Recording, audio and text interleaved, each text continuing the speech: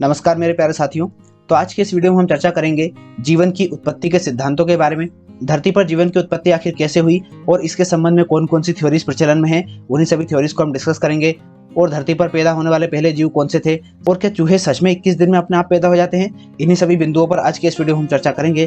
तो चलिए चीज़ों को एक एक करके समझते हैं। और सबसे पहले हम डिस्कस करते हैं सबसे पहली थ्योरी, जिसका नाम है स्वतः जननवाद या थ्योरी ऑफ स्पॉन्टेनियस जेनेसिस।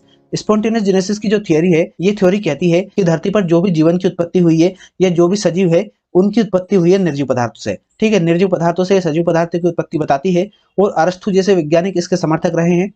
इस थ्योरी के समर्थन में वॉन हेल्महोल्ट्ज का एक फेमस एक्सपेरिमेंट देखने को मिलता है। इस एक्सपेरिमेंट में इनने ये किया कि इन्होंने कुछ पसीने से भीगे हुए कपड़े लिए और उसके साथ गेहूं की कुछ बालियां और गेहूं के कुछ दाने रख दिए और इन दोनों चीजों को इन्होंने एक साथ मिलाकर एक डिब्बे में बंद कर दिया। और 21 दिन बाद ये देखा कि इससे चूहे अपने आप पैदा हो गए। ठीक है, उस डिब्बे में चूहे अपने आप पैदा हो गए।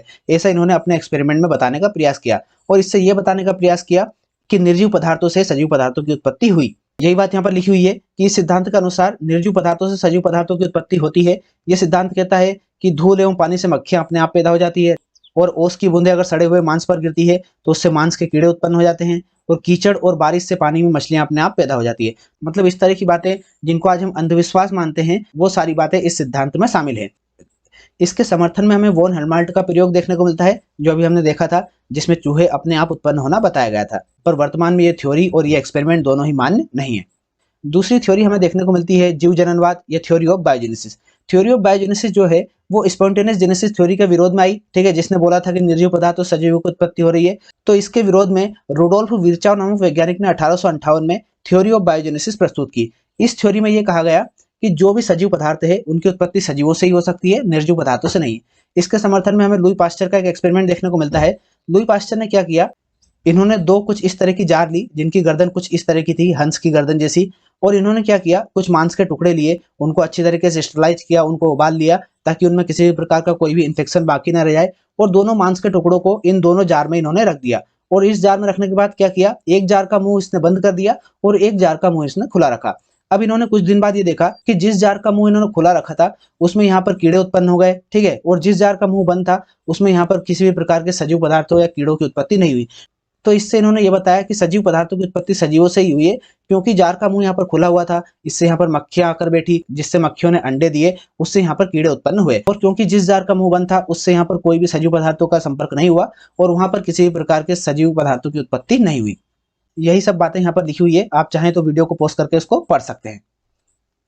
तीसरी थ्योरी हमें देखने को मिलती है ब्रह्मांडवाद या कॉस्मोजोइक थ्योरी।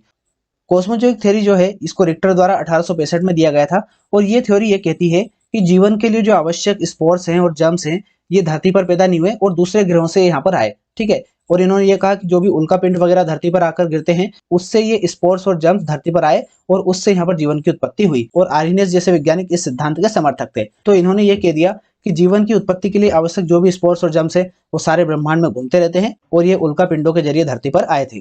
तो ये थ्योरी भी वर्तमान में उतनी मान्य नहीं है। अब आती है चौथी और सबसे मानी गई थ्योरी, वो है रासायनिक संश्लेषण सिद्धांत या पदार्थवाद। इंग्लिश में इसको बोलते हैं थ्योरी ऑफ केमिकल सिंथेसिस और मटेरियलिज्म।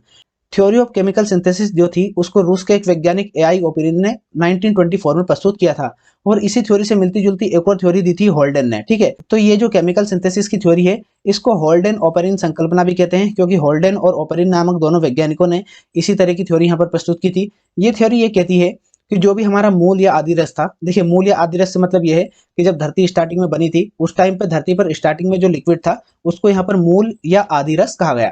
इसमें जो कार्बन आधारित मॉलिक्यूल थे उनमें क्या हुआ, ग्रेजुअल केमिकल डेवलपमेंट हुआ, मतलब उनमें केमिकल डेवलपमेंट हुआ, रासायनिक विकास हुआ और उससे धीरे धीरे जीवन की उत्पत्ति हुई। ये कहती है केमिकल सिंथेसिस की थ्योरी। अब कैसे ये ग्रेजुअल केमिकल डेवलपमेंट हुआ इसको हम थोड़ा सा देख लेते हैं। इसमें क्या हुआ, सबसे पहले बने सिंपल मॉलिक्यूल्स। ठीक है, सबसे पहले सिंपल मॉलिक्यूल्स बने, उनसे डेवलप होकर कार्बनिक मॉलिक्यूल बने और फिर ये कार्बनिक मॉलिक्यूल कन्वर्ट हुए कॉम्प्लेक्स कार्बनिक मॉलिक्यूल्स में और जटिल कार्बनिक अणुओं में क्रियाशीलता हुई। ठीक है, जब वो कॉम्प्लेक्स हो गए तो उनमें कुछ क्रियाशीलता हुई, उनमें कुछ एक्टिविटी हुई और उससे न्यूक्लियोप्रोटीन्स का निर्माण हुआ।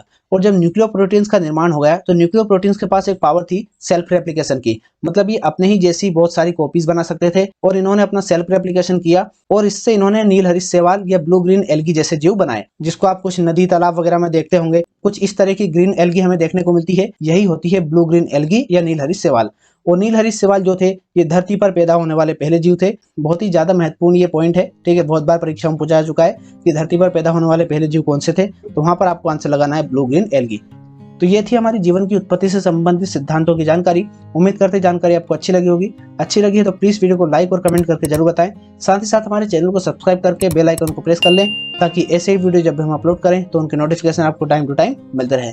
मिलते हैं नेक्स्ट वीडियो में, तब तक के लिए पढ़ाई करते रहिए, अपना ख्याल रखिए। बहुत बहुत धन्यवाद।